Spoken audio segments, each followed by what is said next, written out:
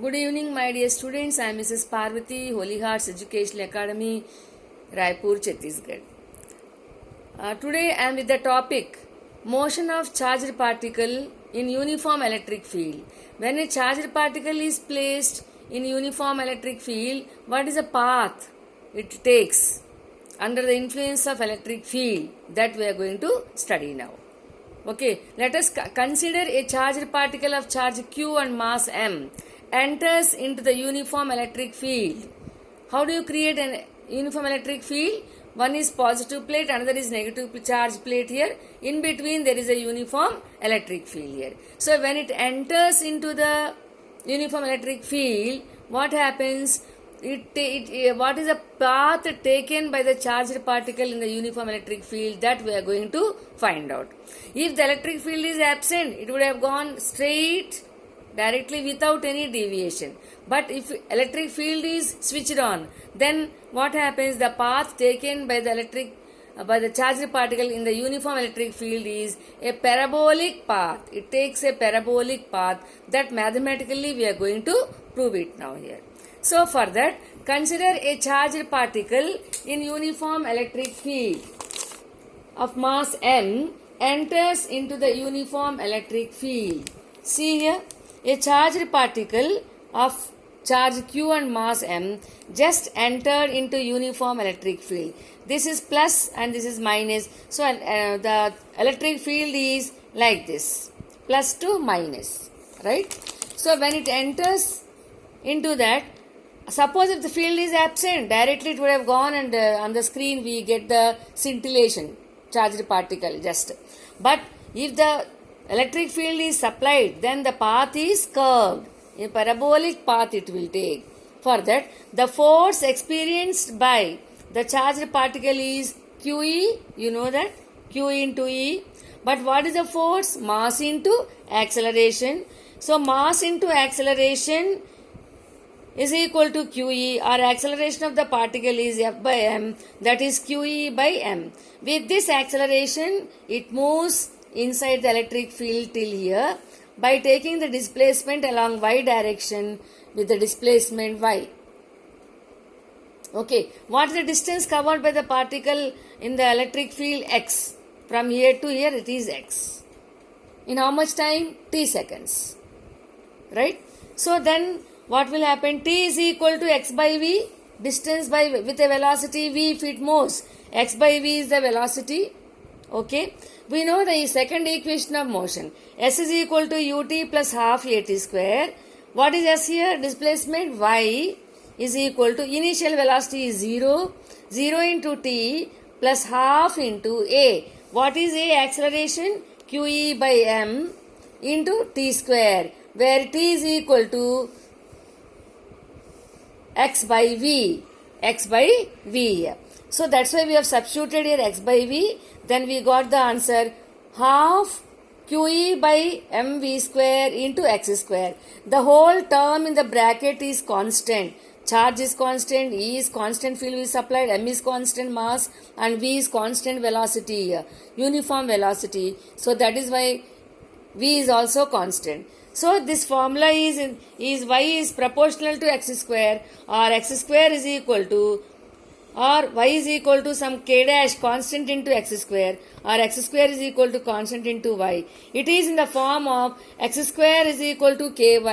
Do you remember what is this equation? This is the equation of parabola. So hence mathematically we proved that whenever a charged particle enters into the uniform electric field, it experiences a force, and this force, because of this force, it produces acceleration. Because of that acceleration, it changes its path, and the path is given by parabola. In this way, we study the motion of a charged particle in uniform electric field. Now, what about the magnetic field? When a charged particle is placed into the uniform magnetic field, what will happen? That we are going to study. This topic is very important, students. Please try to follow it. Okay. And you know what are the crosses? This is the magnetic field perpendicular to the plane of the paper, and direction is inward here. Whenever a charged particle is placed in uniform magnetic field, it takes circular path.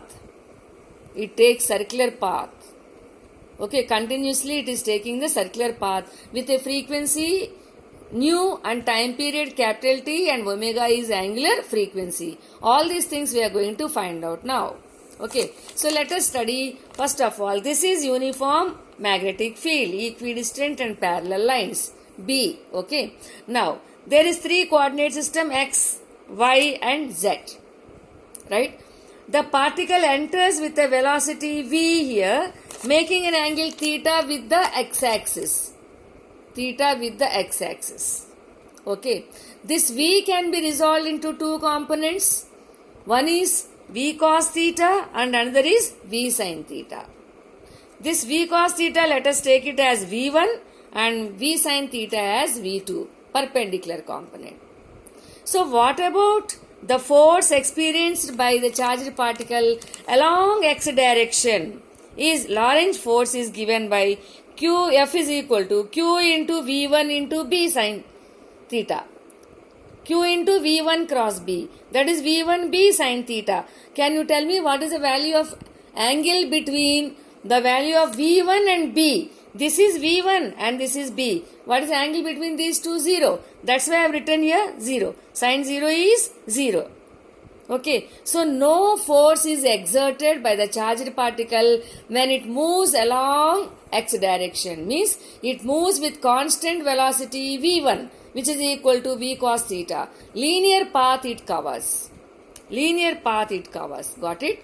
Now, let us consider what about the perpendicular component. What happens?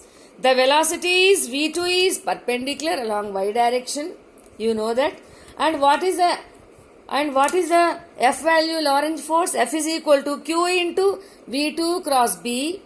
That is V2B sin angle between V2 and B. What is the angle between V? This is B and this is V2. What is the angle between these two? 90 degrees. So we got Q into V2 into B. Sin 90 is 1. You know that. F is equal to Q into V2 into B. Maximum force it is exerting. According to Fleming's left hand rule, what is the direction of this force? This I would like to show here. Fleming's left hand rule, you know that.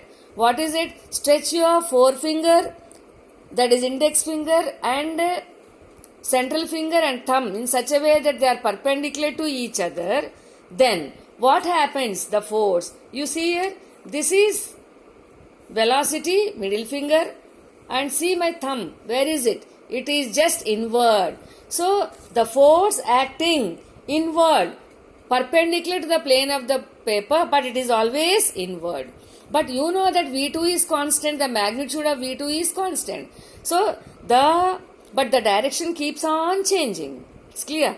Direction keeps on changing. So if the direction keeps on changing, but it is moving with a constant speed, constant V2, then we have already studied in 11th class also, even in 12th class also. This is the condition for uniform circular motion.